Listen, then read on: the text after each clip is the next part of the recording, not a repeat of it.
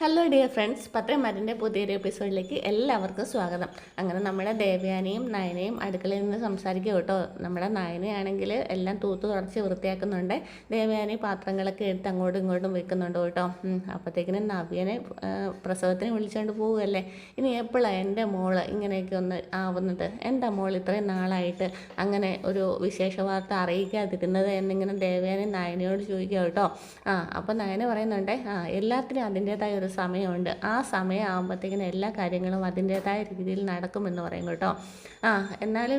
എന്നാലും ഈ കാര്യവും ആ കാര്യവും തമ്മിൽ എന്താ ഒരു ബന്ധമുള്ളതെന്നൊക്കെ ചോദിക്കും കേട്ടോ. എന്താണെങ്കിലും ഞാനിവിടെ വന്നു കഴിഞ്ഞപ്പോഴത്തേക്കിനും എന്നെ എൻ്റെ അമ്മായിയമ്മ അംഗീകരിച്ചിരുന്നില്ലല്ലോ. അപ്പം അതും ഇതും തമ്മിലും ബന്ധമുണ്ടോ എന്ന് ചോദിക്കും. ആ ബന്ധമുണ്ട്. നമ്മൾ പൂർണ്ണമായിട്ട് മനസ്സുകൊണ്ട് അടുത്തില്ലല്ലോ. ഇപ്പോഴല്ലേ എല്ലാ അർത്ഥത്തിലും അമ്മയാണെങ്കിലും എന്നെ സ്നേഹിക്കുന്നു, ഞാനാണെങ്കിൽ സ്നേഹിക്കുന്നു. ഒരു സന്തോഷമായിട്ട് ഇപ്പോൾ പോകുന്ന ഈ ഒരു സമയത്തല്ലേ. ഇനി എല്ലാത്തിനും ഒരു സമയം ഉണ്ടാവും. ഞങ്ങളുടെ കല്യാണം കഴിഞ്ഞിട്ട് 1 വർഷം ആവുന്നല്ലോ. ഇതിനിടയ്ക്ക് എപ്പോഴാണ് എൻ്റെ അമ്മായിയമ്മ എന്നെ സ്നേഹിച്ച് തുടങ്ങിയത് എന്നൊക്കെ നയന ഇടയ്ക്ക് ചോദിക്കുന്നുണ്ടേ. അതുപോലെ തന്നെ എനിക്ക് തുടക്കം മുതലേ അമ്മയോട് സ്നേഹം ഉണ്ടായിരുന്നെങ്കിലും അമ്മ എന്നോടൊന്ന് മര്യാദയ്ക്കൊന്ന് സംസാരിക്കാൻ പോലും കൂടെ സമയം കണ്ടെത്തിയിരുന്നില്ലല്ലോ.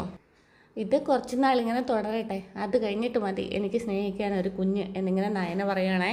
കൊള്ളാലോ, ഇപ്പോഴത്തെ കാലത്തെ കുട്ടികളൊന്നും ഇങ്ങനെയൊന്നും ആഗ്രഹിക്കാറില്ല എന്നിങ്ങനെ ദേവയാനി പറയുക. അപ്പം നമ്മുടെ നയന പറയുകയാണ്, അമ്മ എന്നെ ഒരു കൊച്ചു കുട്ടീനെ പോലെയല്ലേ നോക്കുന്നത്, അത് എനിക്ക് ഒരുപാട് അനുഭവിക്കണം എന്നിങ്ങനെ പറയുന്നുണ്ട്. എൻ്റെ ഫ്രണ്ട് ഉണ്ടല്ലോ ഗ്രേസി, അവൾ ഗൈനക്കോളജിസ്റ്റാണ്. അപ്പം അന്ന് ഫംഗ്ഷന് വെച്ച് കണ്ടപ്പോഴത്തേക്കിനും പറഞ്ഞതല്ലായിരുന്നു ഒന്ന് പോയി കാണണമെന്ന്. എന്നിട്ട് എൻ്റെ ആദർശിനെയും കൂട്ടിക്കൊണ്ട് പോയിട്ട് കാണാതിരുന്നതെന്നിങ്ങനെ ദേവയാനി ചോദിക്കുന്നുണ്ട്. അമ്മേ ഒട്ടും ധൃതി വേണ്ട, നമുക്ക് പതിയെ പിന്നീട് പോവാം. മോളെ പോലൊരു പെൺകുട്ടിക്ക് അമ്മയാകാനുള്ള ആഗ്രഹം ഒരുപാടുണ്ടായിരിക്കും. പക്ഷേ ഈ മെല്ലെപ്പോക്ക് എന്താണെന്നാണ് എനിക്ക് മനസ്സിലാവാത്തത് എന്നിങ്ങനെ ദേവയാനി പറയുന്നുണ്ട്. ഇനി നിങ്ങൾ ഉടനെ എങ്ങാനും കുട്ടികൾ വേണ്ടെന്നുള്ള തീരുമാനങ്ങളൊക്കെ എടുത്തോ എന്നിങ്ങനെ ദേവയാനി ചോദിക്കുക. അപ്പോൾ പറയും, ഞാൻ ഒരിക്കലും എടുത്തിട്ടില്ല, ഇനി ആവശ്യമായിട്ടിൻ്റെ കാര്യം എനിക്കറിയത്തില്ല എന്ന് പറയുവേ. അപ്പോഴത്തേക്കിനും ദേവയാനി ചോദിക്കും, അതങ്ങനെ പറഞ്ഞാൽ പറ്റത്തില്ല, അവൻ്റെ അടുത്ത് വിശദമായിട്ട് സംസാരിക്കണമെന്ന് പറയും. അപ്പോൾ നയന പറയുകയാണേ, ആദർശേട്ടന് മുന്നിൽ ചെന്ന് നിന്നിട്ട് ഇഷ്ടമില്ലാത്ത അമ്മായിയമ്മ പെട്ടെന്ന് കുട്ടിയാവണമെന്ന് പറയാൻ പറ്റുമോ എന്നിങ്ങനെ പറയുന്നുണ്ടേ. എന്തായാലും എത്രയും പെട്ടെന്ന് കാര്യങ്ങൾക്കൊരു തീരുമാനം ആക്കിയേ പറ്റൂ. അതിന് വീട്ടിലകത്ത് ചർച്ചയാകുന്നതിന് മുന്നേ മോള് തന്നെ അതിനുള്ള കാര്യങ്ങളെല്ലാം നല്ല രീതിയിൽ നടപ്പിലാക്കണം. നോക്കാം അമ്മയെന്ന് പറഞ്ഞിട്ട് നയന അങ്ങോട്ടേക്ക് പോവുകയാണ് കേട്ടോ. എന്നിട്ട് പിന്നെ നയന പെട്ടെന്ന് തിരിഞ്ഞ് നോക്കുന്നുണ്ട്. അമ്മയെന്ന് വിളിക്കുക. അപ്പോൾ ദേവയാനി ചോദിക്കുക, എന്താന്ന് ചോദിക്കുക. ഗുഡ് നൈറ്റ് പറയാം. ഗുഡ് നൈറ്റ് പറഞ്ഞിട്ടാണ് രണ്ടാളും സന്തോഷത്തോടു കൂടി പോവുകയാണ്. പിന്നീട് നമ്മുടെ ആദർശൻ നയനയും ബെഡ്റൂമിൽ നിന്ന് സംസാരിച്ചുകൊണ്ടിരിക്കുക കേട്ടോ. അപ്പം നയന പറയുന്നുണ്ട്, എല്ലാവർക്കും ആഗ്രഹമുണ്ട് നമ്മുടെ ഒരു കുഞ്ഞിനെ ലാളിക്കണമെന്ന് എന്നിങ്ങനെ പറയുവേ. അപ്പോൾ ആദർശ് പറയുകയാണ്, മുത്തശ്ശനും മുത്തശ്ശിക്കും ഏറ്റവും കൂടുതൽ ആഗ്രഹമുണ്ട്. ഇപ്പം നവ്യയ്ക്കും കൂടെ ഒരു കുഞ്ഞ് വന്നു കഴിഞ്ഞാൽ നിൻ്റെ ആഗ്രഹം കൂടാനാണ് ചാൻസ്. അപ്പോൾ ആദർശേട്ടന് അത്രയും ആഗ്രഹങ്ങളൊന്നും ഇല്ലേ? നമ്മൾ രണ്ടാളും മറ്റുള്ളവരുടെ സ്നേഹത്തിന് പ്രാധാന്യം കൊടുത്ത് അവർക്ക് ഇഷ്ടങ്ങൾക്കനുസരിച്ച് നിൽക്കുന്നവരാണ്. അപ്പോൾ അവർക്ക് സന്തോഷം ഉണ്ടാകുന്ന കാര്യത്തിനൊപ്പം നമ്മൾ നിൽക്കുകയാണ് വേണ്ടത് എന്നിങ്ങനെ നയന പറയുന്നുണ്ട്. അതായത് നീ ഇപ്പോൾ പറഞ്ഞു വരുന്നത് നിനക്ക് എത്രയും പെട്ടെന്നൊരു കുഞ്ഞ് വേണം എന്നാണല്ലേ ചോദിക്കുക. അപ്പം നയന പറയും, അതെ, വിവാഹം കഴിഞ്ഞതിന് ശേഷം നമ്മൾ 2 മുറിയിലായിട്ടാണ് കഴിഞ്ഞിരുന്നത്. അതിനുശേഷം 2ആയിട്ടാണ് കിടന്നിരുന്നത്. അപ്പം അതൊക്കെ അങ്ങനെയൊക്കെ ചെയ്തത് തെറ്റായി പോയെന്നാണ് എനിക്കിപ്പോൾ തോന്നുന്നത് എന്നിങ്ങനെ നയന പറയുന്നുണ്ട്. കുഴപ്പം എൻ്റെതായിരുന്നില്ലല്ലോ, ആദർശേട്ടൻ്റേതല്ലായിരുന്നോ? അപ്പം ആദർശ് പറയുന്നുണ്ട്, ശരിയാണ്, നമുക്കിടയിൽ ഒരു കുഞ്ഞ് വേണം, എന്നാലേ അമ്മയ്ക്ക് നിന്നോടുള്ള ദേഷ്യത്തിൻ്റെ അളവ് കുറഞ്ഞു വരത്തുള്ളൂ. ഒരു പേരക്കുട്ടിയൊക്കെ ഉണ്ടായിക്കഴിഞ്ഞാൽ എല്ലാ അമ്മായിമ്മമാരുടെയും ദേഷ്യമൊക്കെ അലിഞ്ഞലിഞ്ഞ് ഇല്ലാതാകും. ഈ ലോകത്ത് നമ്മളോട് സ്ട്രിക്റ്റ് ആവുന്ന നമ്മുടെ അച്ഛനമ്മമാർ പോലും മുട്ടുമടക്കുന്നത് കൊച്ചുമക്കളോടാണ്. നമ്മളെ സ്നേഹിക്കുന്ന നമ്മുടെ മുത്തശ്ശനും മുത്തശ്ശിക്കും കൊടുക്കാൻ പറ്റുന്ന ഏറ്റവും വലിയ സമ്മാനം എന്ന് പറയുന്ന ഒരു കുഞ്ഞാണ് എന്നിങ്ങനെ നയന പറയുന്നുണ്ട്. അതെനിക്ക് തോന്നി തുടങ്ങിയിരിക്കുന്നു ആദർശമായിട്ട് അതിങ്ങനെ നയന പറയുന്നുണ്ട്. അപ്പോഴത്തേക്കിനും നമ്മുടെ ആദർശ് ഇങ്ങനെ കൈയൊക്കെ എടുത്തിട്ട് നയനനെ ഇങ്ങനെ ചേർത്ത് പിടിക്കും കേട്ടോ. അന്നേരത്തേക്കിനും നമ്മുടെ തോളത്ത് ഇങ്ങനെ കിടക്കുകയും നയന അന്നേരത്തേക്കിന് ഒരു ഉമ്മയൊക്കെ കൊടുത്ത് ഇങ്ങനെ 2 കൈ കൊണ്ട് നയനനെ ഇങ്ങനെ കെട്ടിയൊക്കെ പിടിക്കുന്നുണ്ട്. പിന്നീട് കാണിക്കുന്നത് നമ്മുടെ നവ്യയുടെ 7ാം മാസത്തെ ചടങ്ങാണ്. അപ്പം രാവിലെ കുളിച്ചൊരുങ്ങി സുന്ദരിക്കെട്ട് ആയിട്ട് ഒരു പാരറ്റ് ഗ്രീൻ സാരിയൊക്കെ ഉടുത്തിട്ട് ഇങ്ങനെ മേക്കപ്പ് ഒക്കെ ഇട്ടുകൊണ്ടിരിക്കുക കേട്ടോ മുഖത്ത്. ബാക്കിയെല്ലാം റെഡിയായി. അപ്പോഴത്തേക്കും നമ്മുടെ അബി മുണ്ടും ഷർട്ടും എടുത്തുകൊണ്ട് അങ്ങോട്ടേക്ക് വന്ന് വാച്ചൊക്കെ കിട്ടുവാണ്. അപ്പോൾ ഫോണ് അവിടെ തന്നെ ഇരിക്കുന്നുണ്ടായിരുന്നു കേട്ടോ. പെട്ടെന്ന് അബിയുടെ ഫോൺ റിങ് ആവുകയാണ്. അബി എടുത്തിട്ട് ഇങ്ങനെ നോക്കുമ്പോഴത്തേക്കും നമ്മുടെ അനഘ കേട്ടോ. അപ്പോൾ അങ്ങോട്ടും ഇങ്ങോട്ടും പരതുവാണേ. അപ്പോഴത്തേക്കും നമ്മുടെ നവ്യ ചോദിക്കുവേ ആരാ വിളിക്കുന്നതെന്ന് ചോദിക്കുവേ. അപ്പം നീ ഇത് അറിയണ്ടെന്ന് പറയും കേട്ടോ. അപ്പോഴത്തേക്കും നവ്യ പെട്ടെന്ന് ചാടി എണീച്ചിട്ട് പറയുകയാണ് പോകുന്നതിന് മുമ്പേ തന്നെ വിളി തുടങ്ങിയല്ലേ. അപ്പോൾ അഭി പറയുകയാണ് വെറുതെ സംശയിക്കില്ല നവ്യേ, അത് നമ്മുടെ ജീവിതം നശിപ്പിക്കത്തേ ഉള്ളൂ. സംശയിക്കുന്ന കാര്യങ്ങൾ ശരിയായിട്ട് വന്നാൽ ജീവിതം നശിക്കില്ലേ എന്ന് നവ്യ ചോദിക്കുന്നുണ്ട്. എന്ത് ശരിയായി വന്നെന്നാണ് നീ പറയുന്നത്? അല്ലെങ്കിൽ പിന്നെ വിളിച്ചു തരാമെന്ന് നിനക്ക് പറഞ്ഞാൽ എന്താ? അതെൻ്റെ ഫ്രണ്ടാന്ന് പറയേ. അപ്പോഴത്തേക്കിനും വീണ്ടും ബെല്ല് വരും കേട്ടോ. അപ്പോഴത്തേക്കിനും അബി അങ്ങോട്ടേക്ക് പോയി മാറി നിന്ന് സംസാരിക്കാൻ വേണ്ടിയിട്ട് പോകുമ്പോഴത്തേക്കിനും നവ്യ ചോദിക്കുന്നുണ്ട് ഫ്രണ്ടിൻ്റെ അടുത്ത് ഇവിടെ നിന്ന് സംസാരിച്ചാൽ എന്താ കുഴപ്പമെന്ന് ഇങ്ങനെ ചോദിക്കുവാണേ. ഇവിടെ നിന്ന് സംസാരിച്ചാലും കുഴപ്പമൊന്നുമില്ല, ഞാൻ റേഞ്ച് കിട്ടാൻ വേണ്ടിയിട്ട് പുറത്തേക്ക് പോകുന്നതേ ഉള്ളൂ എന്നിങ്ങനെ അബി പറയുന്നുണ്ട്. ബാക്കി എല്ലാവർക്കും റേഞ്ച് കിട്ടും, നിനക്ക് മാത്രം റേഞ്ച് കിട്ടത്തില്ല. നവ്യ നീ ഇന്ന് പോകാൻ നിൽക്കല്ലേ, വെറുതെ തർക്കിക്കാൻ നിൽക്കല്ലേ.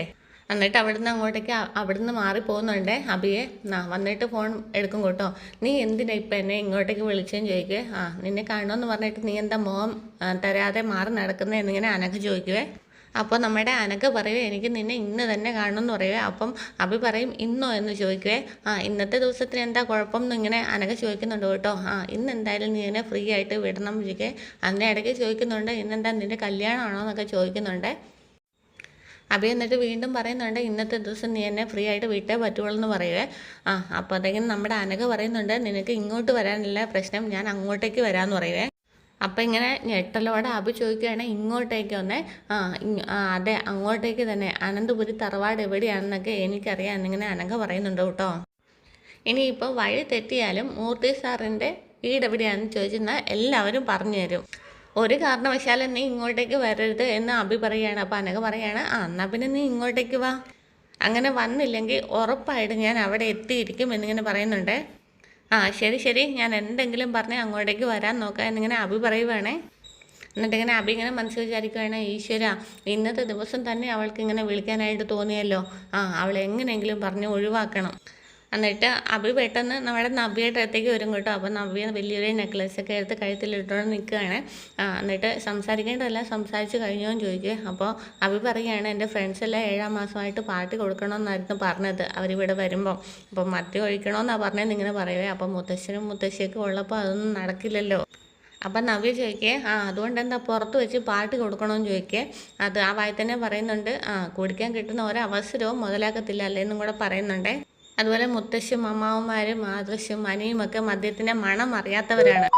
ആര് പറഞ്ഞു അത്യാവശ്യം കമ്പനി കൂടുമ്പോഴൊക്കെ ആദർശേട്ടനും 2 പെഗ്ഗൊക്കെ അടിക്കാറുണ്ട്. എന്ത് വലിയ പാർട്ടിയാണെങ്കിലും മൂപ്പര് കുടിക്കത്തില്ല, അതെനിക്കറിയാം. പിന്നെ വലിയ വലിയ പാർട്ടി നടക്കുന്ന സമയത്ത് കമ്പനി കൊടുക്കേണ്ടി വരും, അത് എതിർക്കുന്നവളല്ലല്ലോ ഞാൻ. പക്ഷെ നീയേ ഒരു കുടിയനാ എന്നിങ്ങനെ പറയും കേട്ടോ. അപ്പോഴത്തേക്കിനും അഭി ചോദിക്കുന്നുണ്ട് ഈ ഇടയ്ക്കെങ്ങാനും മദ്യപിച്ചതായിട്ട് നീ കാണുന്നുണ്ടോ? 2 ദിവസം മുന്നേ നീ കുടിച്ചിട്ടല്ലേ വന്നത് എന്നിങ്ങനെ നവ്യ ചോദിക്കുക. മണയില്ലാത്ത മദ്യമാണ് കുടിച്ചതെങ്കിൽ കുടിച്ചു കഴിഞ്ഞാൽ നിൻ്റെ മുഖത്തുള്ള എല്ലാ ചേഷ്ടകളും ഞാൻ കാണാറുള്ളതാണ്, നിനക്ക് വരാറുമുണ്ടെന്നിങ്ങനെ നവ്യ പറയുവേ. ഇതിനൊക്കെ ഞാൻ എന്ത് മറുപടി പറയാനാണ് എന്നിങ്ങനെ അഭി ചോദിക്കുക. അപ്പോഴത്തേക്കിനും നമ്മുടെ നവ്യ അങ്ങോട്ടേക്ക് പോയിട്ട് പറയാണ് ഒരു മറുപടിയും പറയണ്ട, മദ്യം കുടിച്ച് കഴിഞ്ഞാൽ മുത്തശ്ശിയും മുത്തശ്ശനും എല്ലാവരും ഉറങ്ങിക്കഴിഞ്ഞതിന് ശേഷമേ നീ വരാറുള്ളൂ. പണ്ടൊക്കെ 10 മണിക്ക് മുന്നേ വീട്ടിൽ കയറണമെന്നായിരുന്നു മുത്തശ്ശൻ പറഞ്ഞുകൊണ്ടിരുന്നത്, അതൊക്കെ ഇപ്പോൾ കാറ്റത്ത് പോയി. മുത്തശ്ശന് അസുഖം വന്നതോടെ എല്ലാവരും സ്വതന്ത്രരുമായി. എങ്കിലും ഞങ്ങളെല്ലാവരും മുത്തശ്ശനെ ഭയക്കുന്നുണ്ട്. അപ്പോഴത്തേക്കും നമ്മുടെ നവ്യ പറയാ നീ ഒഴിച്ച് ബാക്കി എല്ലാവരും മുത്തശ്ശനെ റെസ്പെക്റ്റ് ചെയ്യുന്നവരാ, നിൻ്റെ തല മാത്രം തിരിഞ്ഞുപോയി എന്ന് പറയുക. അപ്പോഴത്തേക്കിനും അഭി പറയുന്നുണ്ട് നല്ലൊരു ദിവസമായിട്ട് ഞാൻ വഴക്കിനൊന്നും നിൽക്കുന്നില്ലെന്ന് പറയുന്നുണ്ട്. എന്നിട്ട് പറയുവേ ചടങ്ങ് നടക്കുന്നതിന് മുന്നേ ഞാനൊന്ന് പുറത്ത് പോയിട്ട് വരാമെന്നിങ്ങനെ അഭി പറയേ. അപ്പം നവ്യ ചോദിക്കുന്നത് ഇപ്പോൾ എന്തിനാണ് നീ പുറത്ത് പോകുന്നത്? എൻ്റെ ഭാര്യയ്ക്ക് കുറച്ച് മുല്ലപ്പൂ മേടിച്ചുകൊണ്ട് വരാനാണെന്നിങ്ങനെ അഭി പറയുവേ. അപ്പം നവ്യ ചോദിക്കേ മുല്ലപ്പൂവോ? മുല്ലപ്പൂ, ഇന്ന് മുല്ലപ്പൂ ഒക്കെ ചൂടി നീ സുന്ദരിയായിട്ട് നിൽക്കണം എന്നിങ്ങനെ അഭി പറയുകയാണേ. അപ്പോഴത്തേക്കും നമ്മുടെ നവ്യ അങ്ങ് അലിഞ്ഞു കേട്ടോ. എന്നിട്ട് എന്ന് പറയേ. എന്നിട്ട് പറയുന്നുണ്ട് ഇത് നിൻ്റെ അനിയത്തി മേടിച്ച് തന്നതാണെങ്കിലും സൂപ്പറായിട്ടുണ്ട് കേട്ടോ എന്നിങ്ങനെ അഭി പറയുകയാണേ. അതിനൊപ്പം ഞാനൊന്നും മേടിച്ച് തരുന്നില്ല എന്നുള്ള പരാതിയും തീരും. അതിനാണോ മുല്ലപ്പൂ മേടിച്ച് തരുന്നത് എന്നിങ്ങനെ ചോദിക്കുവേ. അപ്പോഴത്തേക്കിനും ഇന്നത്തെ ദിവസം അതിനെ കഴിഞ്ഞ് വലിയൊരു സമ്മാനം ഇനി വേറെ കിട്ടാനില്ല എന്നിങ്ങനെ അഭി പറയുന്നുണ്ടേ. അപ്പോഴത്തേക്കും നവ്യ ഇങ്ങനെ പിന്നെ എന്നൊക്കെ പറയുന്നുണ്ടേ. എന്നിട്ട് പിന്നെ അഭി പറയണേ അതിനൊപ്പം കുടുംബക്ഷേത്രത്തിൽ കയറിയിട്ടൊന്ന് പ്രാർത്ഥിക്കുകയും വേണം, എൻ്റെ ഭാര്യയ്ക്ക് സുഖപ്രസവം നടക്കാൻ വേണ്ടിയിട്ട് എന്നിങ്ങനെ പറയുന്നുണ്ട് കേട്ടോ. അങ്ങനൊന്നും ഞാൻ വിശ്വസിക്കുന്നില്ല. നീ പ്രാർത്ഥിക്കും പ്രസവത്തോടൊപ്പം അമ്മയും കുഞ്ഞും മരിക്കണേന്ന്. അപ്പം നമ്മുടെ അഭി മനസ്സിൽ വിചാരിക്കുകയാണ്, ഇവൾ എത്ര പെട്ടെന്ന് എത്ര കൃത്യമായിട്ടാണ് ഇങ്ങനെ പറയുന്നത്. നിന്നെ തിരുത്താൻ നോക്കിയിട്ട് കാര്യമില്ല നവ്യെ, നീ ഒരിക്കലും മാറില്ല എന്ന് അഭി പറയുകയാണേ. നിനക്ക് എന്നെക്കുറിച്ച് തെറ്റായ ധാരണ മാത്രമേ ഉള്ളൂ. ആ കരട് എടുത്ത് കളയാതെ നമ്മൾ തമ്മിൽ നല്ല രീതിയിൽ പോവില്ല. ഞാൻ വീട്ടിലോട്ട് പോയിട്ട് ഞാനൊന്ന് നോക്കട്ടെ എത്ര തവണ നീ എന്നെ വിളിക്കുമെന്ന്, എത്ര പ്രാവശ്യം നീ എന്നെ കാണാൻ വരുമെന്നും. അതിന് എണ്ണമൊന്നും വെക്കണ്ട. ഞാൻ തോന്നുമ്പോഴൊക്കെ വിളിക്കും, തോന്നുമ്പോഴൊക്കെ വരും. ഞാൻ എണ്ണം വെക്കും. കാരണം പോകുന്ന 4-5 മാസത്തേക്കിന് നീ 1-2 പ്രാവശ്യം പോലും വരാൻ പോകുന്നില്ല എന്നെനിക്കറിയാം. അതുകൊണ്ട് ഞാൻ എണ്ണി തിട്ടപ്പെടുത്താൻ നോക്കും. അപ്പോൾ അഭി പറയുന്നുണ്ട്, നാളെ നടക്കാൻ പോകുന്ന കാര്യം ഇന്നെ പറഞ്ഞു വെക്കണ്ടല്ലോ, ഞാൻ ഒരു 4-5 മുഴം മുല്ലപ്പൂ മേടിച്ചുകൊണ്ട് ഓടി വരാമെന്ന് പറയും. അപ്പോൾ നവ്യ പറയുന്നുണ്ട്, 4-5 മുഴമൊന്നും വേണ്ട, ഒരു മുഴം തന്നെ ധാരാളം എന്ന് പറയുന്നുണ്ട്. ഇന്നത്തെ ദിവസം നിനക്ക് അതിനാണെങ്കിലും തോന്നിയല്ലോ, മറ്റുള്ളവരെ ബോധ്യപ്പെടുത്താനാണെങ്കിലും എന്നിങ്ങനെ നവ്യ പറയുന്നുണ്ട്. എന്നിട്ട് അഭി നിൽക്ക് ഞാനിപ്പോൾ പോയിട്ട് വരാമെന്ന് പറഞ്ഞ് അങ്ങോട്ടേക്ക് പോവുകയാണേ. പിന്നീട് കാണിക്കുന്ന പലഹാരങ്ങളെല്ലാം നിരക്കി വെച്ചിട്ട് നല്ല സുന്ദരി കുട്ടികളായിട്ട് ദേവയാനിയും നയനയും ജാനകിയും ജലജയും എല്ലാവരും കൂടെ ഇരിക്കുക കേട്ടോ. അപ്പോൾ ജലജ ഇങ്ങനെ പറയുകയാണേ, ഇതെല്ലാം നിരത്തി വെച്ചിട്ടുണ്ട്, ഇത് കൊടുത്തു വിടാനൊന്നും കാണത്തില്ല എന്നിങ്ങനെ പറയുന്നുണ്ട്. വീട്ടിൽ ചെന്ന് കഴിഞ്ഞെന്നാലേ അവൾക്ക് എന്തെങ്കിലും കിട്ടിയലായി എന്നിങ്ങനെ ജലജ പറയുന്നുണ്ട്. എന്തിനാ ഇങ്ങനെയൊക്കെ പറയുന്നത്? എൻ്റെ അമ്മ ഇതൊക്കെ ഉണ്ടാക്കുന്ന കാര്യത്തിൽ ആർക്കും പിന്നിലല്ല. അമ്മയ്ക്ക് ഞങ്ങളാരും അങ്ങോട്ടേക്ക് ചെല്ലാത്തതിൻ്റെ കുഴപ്പമേ ഉള്ളൂ. എന്നാൽ പിന്നെ നീയും ചെല്ല് എന്നിങ്ങനെ പറയുവേ. നമ്മുടെ ജാനകിയാണ് കേട്ടോ പറയുന്നത്. അപ്പോഴത്തേക്കിന് എനിക്ക് 1-2 ദിവസം അവിടെ പോയി നിൽക്കണമെന്നൊക്കെ ഉണ്ടെന്ന് ഇങ്ങനെ പറയുക. അപ്പോഴത്തേക്കിനും നമ്മുടെ ദേവയാനി നയനെ നോക്കുന്നുണ്ട്. പിന്നെ ഇവിടെ പലർക്കും ഇഷ്ടമല്ലല്ലോ, അതുകൊണ്ടാണ് പോകാത്തത് എന്നിങ്ങനെ നയന പറയുന്നുണ്ട്. എനിക്കൊരു ഇഷ്ടക്കുറവില്ല, പിന്നെ ആദർശിൻ്റെ കാര്യം ഓർത്തിട്ടാണ് ഞാനൊന്നും പറയാത്തത് എന്നിങ്ങനെ ദേവയാനി പറയുവേ. അപ്പോഴത്തേക്കും നമ്മുടെ ജലജ പറയേ, ആദർശിനെ ദുർമന്ത്രവാദത്തിലൂടെ ഇവള് കയ്യിലാക്കി വെച്ചേക്കല്ലേ എന്നിങ്ങനെ പറയുന്നുണ്ട് കേട്ടോ. അപ്പം നയന പറയുകയാണ്, ആദർശേട്ടനെ ഞാൻ ദുർമന്ത്രവാദത്തിലൂടെയല്ല സ്നേഹത്തിലൂടെയാണ് ആ മനസ്സിൽ ഇടം പറ്റിയത് എന്നിങ്ങനെ പറയുന്നുണ്ട്. ദുർമന്ത്രവാദം നടത്തി ആരെയും സ്നേഹിക്കാനൊന്നും പറ്റത്തില്ല. ഇനി അഥവാ ഇനി അങ്ങനെ സ്നേഹിപ്പിച്ചിരുന്നാലും ഒരുപാട് നാളൊന്നും അത് നിലനിൽക്കത്തുമില്ല. അപ്പോഴത്തേക്കിനാണ് നമ്മുടെ അഭി അങ്ങോട്ടേക്ക് പോകാനായിട്ട് അദ്ദേഹം വരുന്നത് കൂട്ടോ. അപ്പോൾ ദേവയാനി അഭിയെ കാണുന്നുണ്ട്. നീ ഈ സമയത്ത് എങ്ങോട്ടേക്ക് പോവുകയാടാ എന്നിങ്ങനെ ദേവയാനി ചോദിക്കുമ്പോഴത്തേക്കിനും വാ പൊളിച്ച് അഭി ഇങ്ങനെ നിൽക്കുവാണേ. അത് പിന്നെ നവ്യക്ക് കുറച്ച് മുല്ലപ്പൂ മേടിക്കാൻ. ഈ സമയത്താണോ മുല്ലപ്പൂ മേടിക്കുന്നത്? അതൊക്കെ ഇന്നലെ മേടിച്ച് ഫ്രിഡ്ജിൽ വെക്കണ്ടേ എന്നിങ്ങനെ ജാനകി ചോദിക്കുന്നുണ്ട്. പോകുന്നതൊക്കെ കൊള്ളാം, ഇവളുടെ അച്ഛനും അമ്മയും വരുന്ന സമയത്ത് നീ ഇവിടെ ഉണ്ടാവണമെന്ന് ദേവയാനിയും പറയുന്നുണ്ട്. ഇപ്പോഴാകുമ്പോൾ ഇത്തിരി ഫ്രഷ് ആയിട്ടുള്ള മുല്ലപ്പൂ വാങ്ങാമല്ലോ അമ്മായി എന്നിങ്ങനെ പറയുവേ. അപ്പം ജലജ പറയുന്നുണ്ട്, ഇത്തിരി വാടിയാലും കുഴപ്പമൊന്നുമില്ല എന്ന്. വാടിയ ഭാര്യയ്ക്ക് വാടിയ മുല്ലപ്പൂ നല്ലതെന്ന് എന്നിങ്ങനെ പറയുക. അപ്പോഴത്തേക്കിനും നയന പറയുന്നുണ്ട്, എൻ്റെ ചേച്ചിക്ക് ഒരു മുല്ലപ്പൂ ഇല്ലെങ്കിലും ഒരു കുഴപ്പവും ഇല്ല. അപ്പോഴത്തേക്കും നമ്മുടെ നയന പറയുന്നുണ്ട്, ഈ സമയത്ത് ഒരു ഭാര്യയ്ക്ക് ഭർത്താവിൻ്റെ സ്നേഹം വേണ്ടതെന്ന് പറയുക. അപ്പോൾ ജലജ പറയുകയാണ്, എടാ നീ വെളിയിൽ പോകുന്ന സമയത്ത് കുറച്ച് സ്നേഹം കൂടെ കിട്ടുവാണെങ്കിൽ അതും കൂടെ തൂക്കി മേടിച്ച് കൊണ്ടുവന്ന് നിൻ്റെ ഭാര്യയ്ക്ക് കൊടുക്കാമെന്ന് പറയുവാണേ. അതൊക്കെ പറ്റും, അല്ലാതെ മനസ്സിനകത്ത് അതൊന്നും വരില്ല എന്നിങ്ങനെ നയന പറയുന്നുണ്ട്. അയ്യോ നിന്നെയൊക്കെ സ്നേഹിച്ചാലും മതി എന്ന് പറയുവേ. ഇങ്ങനെ ജലജ പറയുന്നുണ്ട് കേട്ടോ. അന്നത്തേക്കിന് അഭി പറയുന്നുണ്ട്, ഞാൻ പോയി മേടിച്ചിട്ട് വരാം. എന്നിട്ട് ജലജ ഇങ്ങനെ മനസ്സിൽ വിചാരിക്കുന്നുണ്ട്, ഇവൻ ഇതെന്താ പറ്റിയത്, ഇവൻ ഒരിക്കലും മുല്ലപ്പൂ മേടിക്കാൻ പോകേണ്ടതല്ലല്ലോ എന്നിങ്ങനെ മനസ്സിൽ വിചാരിക്കുന്നുണ്ട്. അപ്പോഴത്തേക്കും നമ്മുടെ അനക്ക് ഇങ്ങനെ അമ്പലത്തിൻ്റെ അവിടെ വന്ന് കാത്തു നിൽക്കുകയാണ്. അപ്പോഴത്തേക്കിനും വണ്ടി വന്നിട്ട് നമ്മുടെ അഭി ഇറങ്ങുവേ. അപ്പോൾ ഇങ്ങനെ മൊത്തം ഒന്ന് നോക്കിയിട്ട് പറയാം, നിനക്ക് വലിയ മാറ്റമൊന്നും ഇല്ലല്ലോ, പണ്ടത്തെ കഴിഞ്ഞ് ചെറുപ്പമായിട്ടുണ്ടെന്ന് പറയുവേ. അപ്പോൾ അഭിയും പറയുന്നുണ്ട്, നിനക്ക് മാറ്റമൊന്നും ഇല്ലെന്ന് പറയുവേ. ഒരമ്മയായതിൻ്റെ എല്ലാ മാറ്റവും എൻ്റെ ശരീരത്തുണ്ടെന്ന് ഇങ്ങനെ പറയുവേ. നിനക്കെന്താ അവിടെ പിടിച്ച് നിൽക്കാൻ പറ്റിയില്ലായിരുന്നു എന്ന് ചോദിക്കുകയെ. ജോലിയൊന്നും ശരിയായില്ലെന്ന് ചോദിക്കുകയെ. ജോലിയൊക്കെ ശരിയായതാണ്, പക്ഷേ ഇപ്പോൾ അവിടെ അവിടെ പിടിച്ച് നിൽക്കാൻ പറ്റാത്തൊരവസ്ഥയാണ് എന്നിങ്ങനെ നമ്മുടെ അനഘ പറയുന്നുണ്ട്. എന്നിട്ട് പിന്നെ എനിക്ക് പറയുന്നുണ്ട്, പോകുന്നതിന് മുന്നേ നിന്നോട് ഞാനൊരു കാര്യം പറഞ്ഞിരുന്നു, അവിടെ ചെന്ന് കഴിഞ്ഞാൽ എനിക്ക് പിടിച്ച് നിൽക്കാൻ പറ്റാതെ വന്ന ഞാനിവിടെ തിരിച്ചു വരും, എൻ്റെ കുഞ്ഞിനെ നീ ഏറ്റെടുക്കണം എന്നിങ്ങനെ. അപ്പോഴത്തേക്ക് നമ്മുടെ അഭി പറയുകയാണ്, നിനക്ക് എന്തെങ്കിലും ജോലി ഞാൻ ശരിയാക്കി തരാം, അല്ലെങ്കിൽ നിനക്ക് മാസം മാസം ഞാൻ പൈസ തരാം, അല്ലാതെ നിൻ്റെ കുഞ്ഞിനെ ഒന്നും ഏറ്റെടുക്കാനായിട്ട് എന്നെക്കൊണ്ട് പറ്റില്ല എന്നിങ്ങനെ അഭി പറയുവേ. നീ കുഞ്ഞിനെ ഏറ്റെടുത്തേ പറ്റുള്ളൂ, ഒരു ജോലി ചെയ്തിട്ട് കുഞ്ഞിനെ വളർത്താനുള്ള സാഹചര്യത്തിലൊന്നും അല്ല ഞാനിപ്പോൾ. എൻ്റെ കുഞ്ഞിനെ നീ ഏറ്റെടുത്തേ പറ്റൂ എന്നിങ്ങനെ പറയാം. അപ്പോൾ അഭി ചോദിക്കുന്നുണ്ട്, അതെന്താ അങ്ങനെ? അതൊന്നും നീ എന്നോട് ചോദിക്കല്ലേ. പക്ഷേ എനിക്ക് ഇപ്പോൾ ഇങ്ങനെയൊക്കെ ചെയ്യാനായിട്ട് പറ്റുള്ളൂ. നിൻ്റെ കൂട്ടത്തിലേക്ക് എന്നെ വിളിക്കണമെന്നൊന്നും ഞാൻ പറയുന്നില്ല. പക്ഷേ എൻ്റെ മോൾക്ക് നീ അഭയം കൊടുത്തേ പറ്റൂ. അതൊന്നും നടക്കുന്ന കാര്യമല്ല അനഘ എന്നിങ്ങനെ അഭി പറയുന്നുണ്ട്. അതെന്തുകൊണ്ടാണ് പറ്റാത്തത്? നിൻ്റെ കല്യാണം കഴിഞ്ഞിട്ടില്ല എന്നല്ലേ നീ എന്നോട് പറഞ്ഞത് എന്നിങ്ങനെ പറയും കേട്ടോ. അല്ല, നിൻ്റെ വീട്ടിൽ നിന്നൊരു ഫംഗ്ഷൻ നടക്കുകയല്ലേ എന്നിങ്ങനെ ചോദിക്കുവേ. അപ്പോൾ അതെങ്കിലും ചോദിക്കും, നിൻ്റെ ഇന്ന് എൻഗേജ്മെൻറ്റ് നടക്കുകയാണോ? അപ്പോൾ അവരാണോ ഇന്ന് വരുന്നത് എന്നിങ്ങനെ ചോദിക്കുന്നുണ്ട് കേട്ടോ. അപ്പോൾ അഭി പറയുന്നുണ്ട്, അതേന്ന്. ഓ, ഇപ്പോൾ കല്യാണം ഉറപ്പിക്കാണ് നടക്കുന്നത്, അതാണ് നിനക്ക് ഇത്ര പരിങ്ങൽ എന്നിങ്ങനെ അനഘ പറയുവാണേ. ഞാൻ ഉൾപ്പെടെയുള്ള എത്ര പെണ്ണുങ്ങളുടെ ജീവിതമാണ് നശിപ്പിച്ചത്. എന്നിട്ടാണോ നീ ഒരു കല്യാണം ഉണ്ടാക്കാൻ പോകുന്നത്? നീയുമായിട്ടുള്ളൊരു ബന്ധത്തിന് ശേഷം ഞാൻ മറ്റാരുടെയും പുറകെ പോയിട്ടുമില്ല, ആരെയും വിഷമിച്ചിട്ടുമില്ല എന്നിങ്ങനെ അഭി പറയുവാണേ. നീയോ?